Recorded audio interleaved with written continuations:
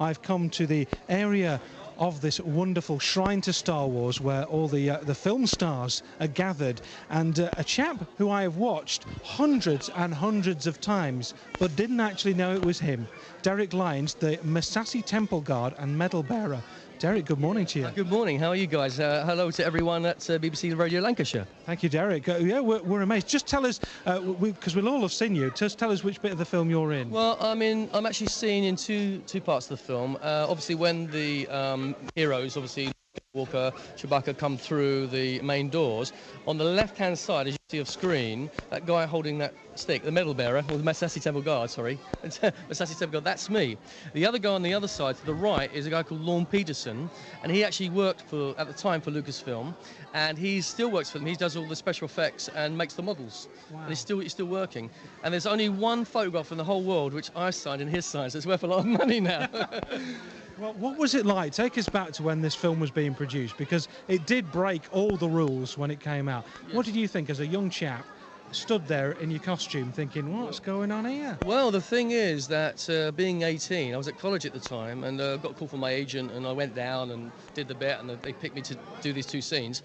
And I was really nervous, really nervous indeed. And I was so amazed because I was so in love with movies anyway, since I was childhood. And to be on this massive set at H Stage at, Shepton Studios was fantastic. To be there on this set, I was fascinated by R2-D2.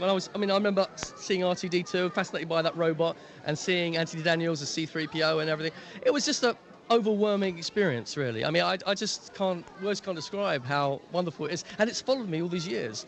Yeah. It's like 2006 I was invited to Empire Day, and since then I've been around the world. I've been to Japan, I've been to most of Europe, I'm off to Germany in a few weeks' time, Madrid. And so I travelled quite a bit, and I'm there for the fans, really. I make a bit of money from this, and I do stuff for charity quite a lot as well. I'm involved with the Children's Trust at Tadwell, and they want me to do some stuff for them, which is good charity for children.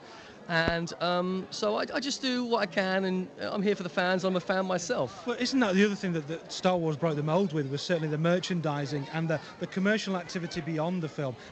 You've got your own Star Wars figure. Yeah, absolutely. That is just the best thing in the world. Well, actually, I actually went to Japan to promote Look at you as a little figure. Yeah, well, it's a great likeness, actually, isn't it? It's got your eyes, anyway.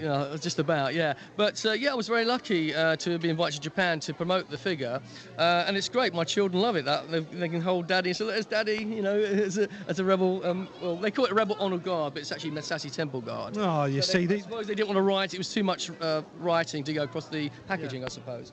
But at the time we were aware. There was a kind of feeling in the air, and people were talking that apparently there's going to be toys and things like that. We did know that on the first film, and in fact there were going to be 9 movies.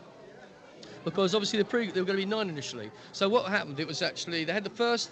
Obviously Star Wars, which was called The Star Wars, which became A New Hope. Then you got Empire Strikes Back, and obviously Jedi. What they did then is went back to the beginning, which is the prequels, which we've seen from the Phantom Menace, etc.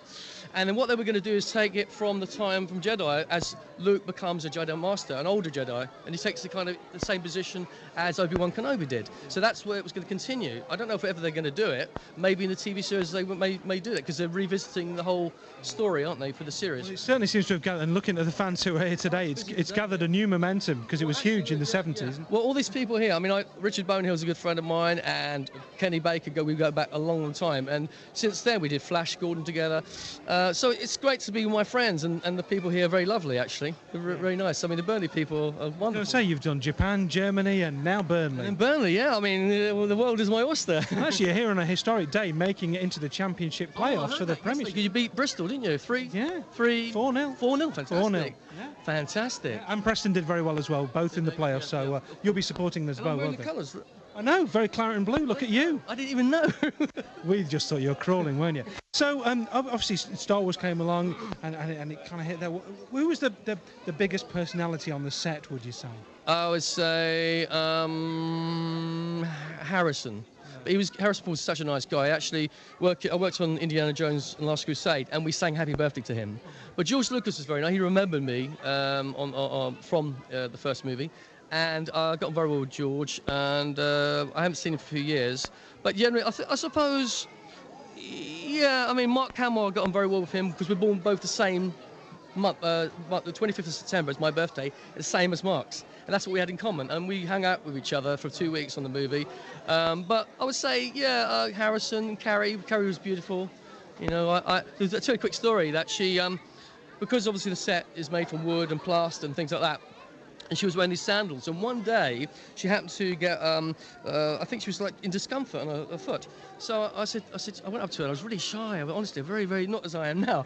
And I went up to her and I said, you okay, Carrie? She goes, oh yeah, I got something in my foot. So I went down, I said, may I? So I went down on my knee and looked at her, she put her toe to the left like this, my foot, I think it was the left foot, and I found a splinter. So I pulled it out for her. And then she kissed me on the cheek, and I went red. I was so red and embarrassed, but I remember kissing me. And I saw her, I went to the crew showing of Empire Strikes Back, and I met Carrie and Luke there, and she signed the programme for me. But I always had a soft spot for Carrie, actually. I say, we've all had a Princess Leia fantasy, but it came true for you. Yeah, I did. I was really, I must admit, I did fancy her quite a bit, really. And she knew that as well. Derek, on that bombshell, thank you. Thank you so much, and have a lovely day, everyone. Yeah, you too.